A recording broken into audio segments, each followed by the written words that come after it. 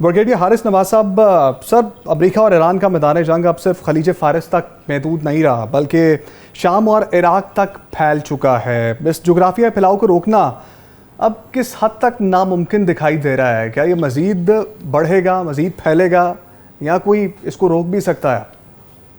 देखें, ये बड़ी ख़तरनाक सिचुएशन है और ये इजराइल और अमेरिकन की मर्जी से हो रहा है। Let me tell you, because when ये अकॉर्ड साइन हुआ, इस्लामाबाद अकॉर्ड, उसमें ईरान वाज बेनिफिशियरी। ईरान की मिलिट्री पावर वर इंटैक्ट, उनके मिसाइल टेक्नोलॉजी, उनकी ड्रोन टेक्नोलॉजी, उनके regime, everything was checked and that was the problem for Israel.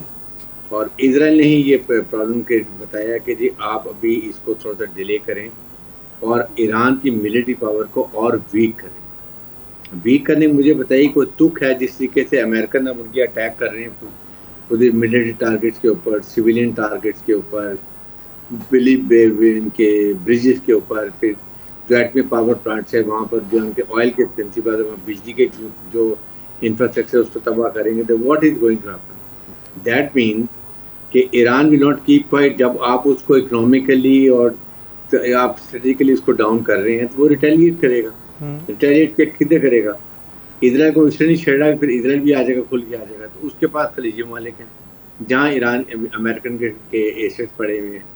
अगर वहाँ पे जाता है तो उससे जाहिर है कि इनकी आपस में मिसअंडरस्टैंडिंग होगी। जो पहले नज़र आ रहा था कि ईरान और खलीजी ममालिक आपस में अंडरस्टैंडिंग कर रहे थे, उनकी अंडरस्टैंडिंग हो गई थी। उन्होंने बहुत ज़्यादा सोच लिया था कि आइंदा के लिए हमने इकट्ठे रहना है। The more we are united, the more we are powerful, and the more Israel is weak. And Israel not dare going for his greater Israel dream पूरा करने के लिए. We should be very clear. अब अगर America उसको ये जिस तरह कर रहा है, इरिटेट कर रहा है, फ्रस्ट्रेट कर रहा है, what will they do?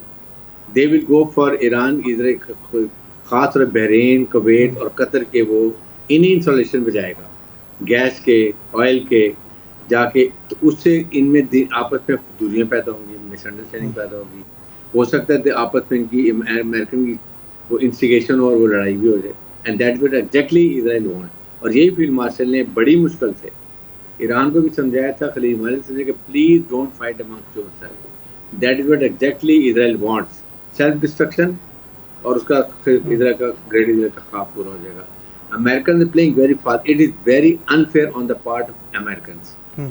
अच्छा, एक आप कभी जंग टारगेट भी नहीं पूरे अचीव कर सके और अब आप उसको इस तरीके से करके और एंड में फिर करेंगे जब बिल्कुल वीक हो जाएगा, आप मुआहदा करते हैं। At that is the time Iran will not take it. ठीक है। आसिफ अली भट्टी साहब, जिस तरह से अभी हम जिक्र कर रहे थे कि ये जो शहरी इंफ्रास्ट्रक्चर को निशाना बनाने के अमल शुरू किया गया अमेरिका की जानिब से, आपको क्या लग रहा है ये वही इस्राएली मॉडल है? इसके पीछे भी इसराइल का फार्मूला है? इसराइल ने ही फीड की है ये बात कि वहाँ पर जाके शहरी इंफ्रास्ट्रक्चर को निशाना बनाया जाए तभी वो घुटनों पे आएंगे? देखिए, हमें मजमूई सूरत हाल को देखना पड़ेगा कि इस जंग का मकसद क्या है। अगर हम इस बात को समझ लें तो आपको नज़र आ जाएगा कि ईरान की जो सैंटिटी है या ईरान का जो एग्जिस्टेंस है वो ख़त्म करने के हवाले से एक मुफस्सल जो है वो तफसीली तौर पे जो है इसकी तैयारी की गई। और साथ ही में अमेरिकन और इजरायली जो थिंक टैंक्स हैं उन्होंने इस पर अपना एक आप कह लें कि इख्तलाफी नोट भी दिया था कि अगर आप इस तरफ जाएंगे तो जो इंडिजिनस प्रोग्राम है ईरान का, ख़ास तौर पे एटमी प्रोग्राम, और फिर उसके बाद जो उन्होंने इंफ्रास्ट्रक्चर बिल्डअप किया है मिज़ल्स प्रोग्राम का अपने, और जो तरक्की की है उन्होंने मुख्तलिफ शोबों के अंदर, साइंस के शोबे में, तो ये एक मुश्किल पेश आ सकती है। और हमें नहीं मालूम कि ईरान के अंदर क्या हो रहा है। गो के इंटेलिजेंस एजेंसीज, आपको पता है स्पाई एजेंसीज जो है वो काम कर रही होती हैं, लेकिन उस तरह से इंफॉर्मेशन सही तौर पर कलेक्ट नहीं कर सके हैं दोनों मुल्कों के जो सीक्रेट एजेंसीज हैं। तो ऐसे दिखाई देता है, जैसे यहाँ पे अखबारात ने भी लिखा है कि ईरान पे जो अटैक करना था वो शायद उसको ओवर एस्टिमेट किया गया या अंडर एस्टिमेट किया गया। तो अब ये सारी सूरत हाल को अगर आप इस प्रीव्यू में देखें तो अब by hooks and by crook अब अमेरिका चाहता है कि किसी तरीके से ईरान को बैंड डाउन करे, वो किसी तरीके से घुटनों पे आए, और वो बातचीत के लिए तो तैयार है ही है, लेकिन वो सरेंडर करे अपने प्रोग्राम को اور ساتھ ہی میں جو وہاں پہ رجیم کی تبدیلی کے حوالے سے جو کہ صدر ٹرمپ نے شروع میں اناؤنس کیا تھا 28 فروری کو اٹیک کرنے سے پہلے کہ وہاں پہ رجیم تبدیل کیا جائے گا، تو عوام کو جو ان کے اندر جو ابتری کی صورتحال ہے وہ تبھی ڈیولپ ہو سکتی ہے جب ان کا جو زندگی کا جو معمول ہے وہ ڈسٹرب ہو جائے. تو اب جب زندگی کا معمول ڈسٹرب ہوگا تو ڈیفینیٹلی لوگ باہر نکلنا شروع ہوں گے. آپ نے دیکھا ہوگا کہ جب ہرمز بند ہوا اور اس کے بعد امریکہ نے بھی بلاکیڈ کر دی تو ایران کے اندر ایک اکنامک کرائسس کریٹ ہونا شروع ہو گیا. اس بات کو اسیسمنٹ یہاں پہ کی گئی ہے کہ اگر اکنامکلی ویک کیا جائے ایران کو تو ایک راستہ نکل سکتا ہے کہ آصف صاحب نہ صرف ایران میں بلکہ پوری دنیا میں ساری دنیا اس سے متاثر ہوئی. جی پوری دنیا سے متاثر ہوئی ہے، لیکن مسئلہ یہ کہ اس میں جو پارٹیز ہیں وہ تمام انوالو ہیں. وہ پارٹیز جن کی ہم بات کر رہے ہیں ابھی، چاہے وہ امریکہ ہو، چاہے وہ اسرائیل ہو. اسرائیل کا تو خیر لینا دینا نہیں ہے سوائے اٹیک کرنے کے، لیکن ایران کا جو اٹ سیلف جو اسٹرکچر ہے وہ بھی تو دیکھیں نا بری طرح سے متاثر ہوا ہے. لیکن اگر وہ اٹیک کرتا ہے بیسس کے اوپر جو کہ نیبرنگ کنٹریز کے اندر ہیں اور خاص طور پہ مشرقی وسطیٰ کے اہم ترین ممالک میں، تو اس سے وہاں پہ بھی دیکھیں اب طرح کی صورتحال پیدا ہو چکی ہے.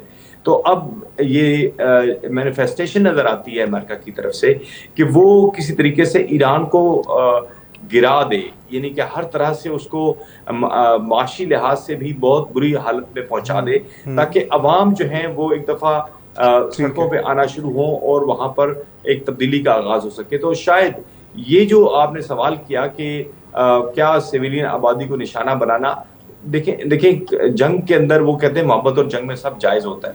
تو یہاں پہ تو نظر یہی آ رہا ہے کہ جنگ اس کے اندر کوئی بھی انسانی حقوق کی بات نہیں ہو رہی ہے، نہ ہی شخصی آزادیوں کی بات ہو رہی ہے یا کسی ملک کے پروٹوکول یا انٹرنیشنل لاز کی بات ہو رہی ہے.